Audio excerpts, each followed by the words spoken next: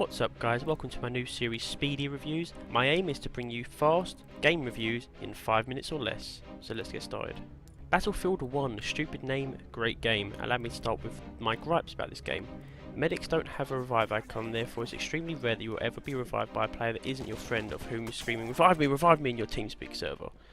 The new conquest approach with regards to the point system doesn't really work very well. It's extremely hard to come back from when you're losing, even with a super train. I know this has been kind of fixed with removing the time limit in the game, but I do prefer the ticket system myself, so we'll see what they do when the game is actually released. Rush is not even worth talking about, at least on the beta map. It's just a spawn killing fiesta, avoid, -2 out of 11 would not recommend. Spawns need to be fixed.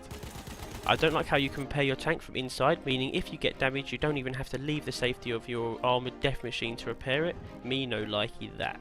There are a few physics bugs with gear and turrets on vehicles, although I believe this will be fixed by the time the game actually comes out opposed to the beta.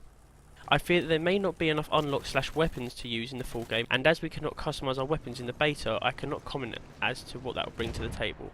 My only other real dislike is the map in the beta. That being said, I have clocked 20+ hours in the last week playing the same map over and over again with a full-time job and not too much time to play in the evenings, and I still haven't got bored of it. So yeah, this is a fun-ass game. And that's about it by way of negative comments, so allow me to get into the positive.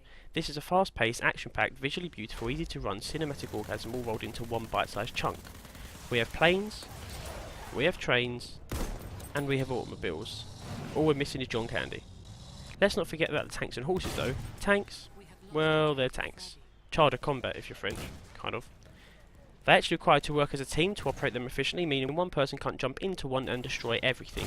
The assault class is also very well equipped to deal with them with items such as the anti-tank grenade and the anti-tank rifle. The horses are amazing fun. Well, when they work. And get a horse. The bayonet charges are insanely addictive and you'll find yourself chucking all your pathetic magazines and clips away just for an excuse to shout freedom while sprinting at the oblivious prepubescent teenager arguing with his mother about bedtime just to plunge a shiny pointy blade into their spleen. The weapons have actually been balanced for once, meaning that the submachine guns will struggle to kill anything further than 20 to 30 metres away, making it only useful at closer ranges. The semi-automatic rifles must be fired slowly and they are incredibly inaccurate under rapid fire and hip fire. The snipers only glare when the sun is out and don't always kill in one shot. The support weapons are accurate but do not deal a great amount of damage, meaning there is no all-round weapon, in the beta at least, that can do it all. This offers diverse gameplay where people actually want to play different classes and use them for their design purpose. DICE finally got that right. The different types of grenades and gas masks offer fun and varied gameplay, not to mention the weather and lighting changes that happen on the fly such as sandstorms and rain. 5-man squads finally reintroduced.